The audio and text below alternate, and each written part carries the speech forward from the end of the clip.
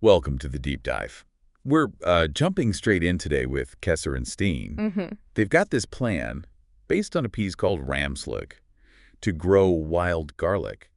Ramsons. Right, from seed. Yeah, from seed. Right in Steen's kitchen garden. It feels very them, doesn't it? Always finding wild herbs and things. It really does. And wild garlic, well, it's got that lovely mild garlic smell and taste. It's great stuff. But there's a catch. Always a catch. Well, yeah, a big one mentioned in Ramsløg, identification. You absolutely have to be sure. Because of the lily of the valley. Exactly. Yeah. Which is poisonous and can look quite similar, especially when young. The advice is crystal clear. Check every single leaf, smell it, better safe than sorry, seriously. Okay, good warning. So our mission here is basically to look at Kesser and Steen's plan, see what the Ramsløg source says, and, well, figure out how feasible this all is. Right, and the source does mention other ways to get it going in your garden. Like buying seeds, though it says that might be a bit expensive. Yeah, potentially, for like a wild patch in the garden. Or, those small pots of herbs you see in supermarkets sometimes. Oh yeah, sometimes they have wild garlic. Exactly.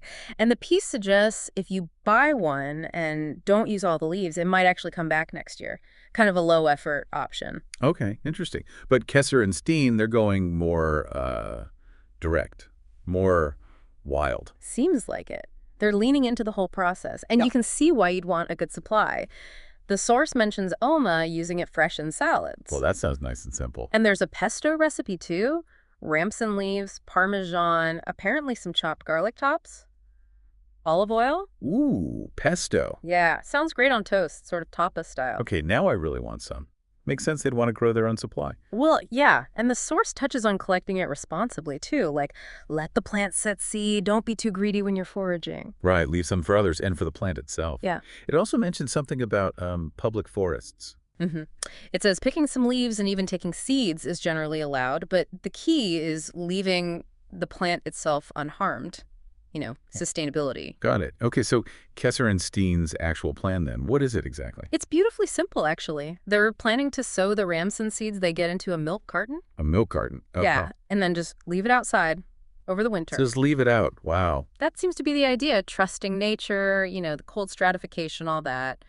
Let winter do its thing. So no fussing with indoor lights or heat mats or anything like that, just out there. Seems so. And the context is they want more wild garlic candy for the kitchen, right? Especially as they're building more raised beds at the moment. Ah, okay. So it fits into that bigger picture of expanding the garden, making it more productive and integrated. Exactly. It's less about buying a finished product and more about participating in the whole life cycle, from seed to plant. Which is quite cool. It is. And the Ramsløg piece sort of nudges you to think about the effort versus cost, comparing maybe buying seeds or plants to this more hands-on seed collection method. And always that reminder about identification. Non-negotiable. Absolutely critical. Okay, so let's wrap this up. Key takeaways.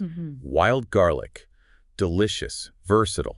Kesser and Steen are trying this really interesting low-intervention method of growing it from seed in a milk carton over winter. Right. And while there are other ways, like buying seeds or plants, their approach is very direct, very wild. But the absolute foundation, no matter how you get it, is being 100% certain you've identified it correctly. No mistakes allowed there. Definitely. It does make you think, doesn't it, about how we interact with wild food. Cultivating versus foraging. Yeah, and Kesser and Steen are kind of blurring the lines, bringing the wild right into their managed garden space in this quite basic way. It poses an interesting question.